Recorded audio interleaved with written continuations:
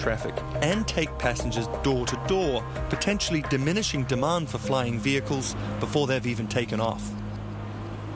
Divorce has a way of derailing the best-laid financial plans. It could have big implications for your estate planning. For more on this, we're joined now by Diana Isaac, associate lawyer at Shulman Law Firm. Good to see you again, Diana. Thank you. It's a pleasure to be here. This is very interesting. I was looking through this, and of course, a lot of people don't want to think about divorce when they're heading into a relationship, into a marriage, but then you add inheritance and that new wrinkle to it, and it definitely gets pretty complicated. It does. I think it depends on when you're obtaining this inheritance and what you intend on doing with it, because it does drastically impact the matrimonial matter. Okay, so you get married, you don't have the inheritance yet, you're married for a while, and then a windfall of an inheritance comes your way. What does that look like within the matrimonial relationship? Right. So if you are receiving an inheritance during the course of the marriage, which means any time between the date of marriage and date of separation, you are able to claim it as an exclusion. But in order to do that, there's a couple of requirements. Number one, you want to be able to trace it. So for instance, if it's coming from an estate, you need to be able to trace it, that it's coming from a will or an estate all the way to the party's account. You definitely don't want to intermingle that asset with your spouses, because you may lose the deduction or a part of it, and you especially don't want it to be put into the matrimonial home, because you would lose that exclusion. Now, in exclusion, what does that look like? Do you have to go to your partner and say, listen, you know, obviously your partner would know the reason why you're getting inheritance. Maybe, a parent has passed away, and say, I'm going to take that money and put it over here, and it's not going to be. Do you need to get their permission to do that? I mean, you could put it into a separate account. As a family law lawyer, I would recommend that you have a marriage contract to make it unequivocally clear that you're going to exclude the inheritance as it relates to property or any future support. Okay, so that's very interesting. So this is why you're still married. What about you've divorced, the divorce is in the past, and perhaps you're paying spousal payments, and then you get an inheritance? Instinctively, I would think, well, that's after the marriage. This has nothing to do with you, but I might be wrong. Very common viewpoint on this, but what happens is if you have an inheritance, and let's just say that you're the spousal support payer. So in that context, it's not the inheritance in of itself that will all of a sudden trigger revisiting spousal support.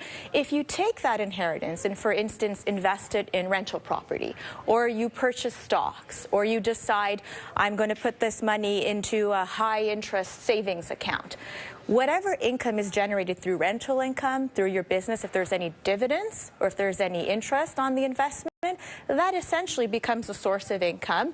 And in that situation, you may be triggering higher income, and then you may have to change your support and pay more. Okay, so who is it incumbent upon then? The person who received the inheritance paying the spousal support, or do they have, I guess, a legal obligation then to inform the parties involved?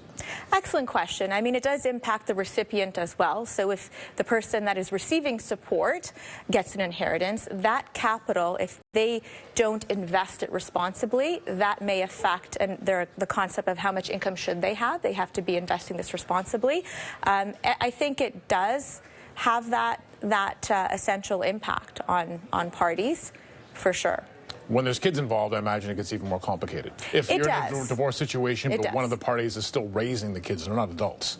Right. I think it depends on what you're doing with the inheritance, for sure. In the context of support, if it does become a source of income, it inevitably would impact it. Now, this is something that if people got married young, they probably didn't think anything about anything. I didn't. I got married, what was I, 27 years old, and my wife was 25, and we didn't think about any of these issues. Now, if someone wanted later in life to start thinking about them, how do you approach this? Does it start with the person? Does it start with a lawyer? Or where does it begin? I mean, some people do get an inheritance during the course of the marriage, so that would be a prime example.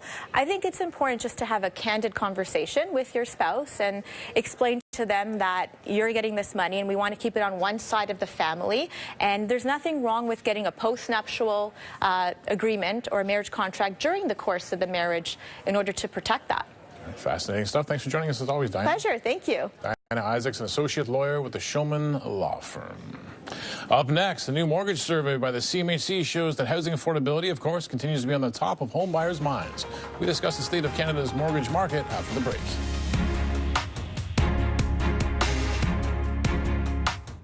Make smart investments this winter and consider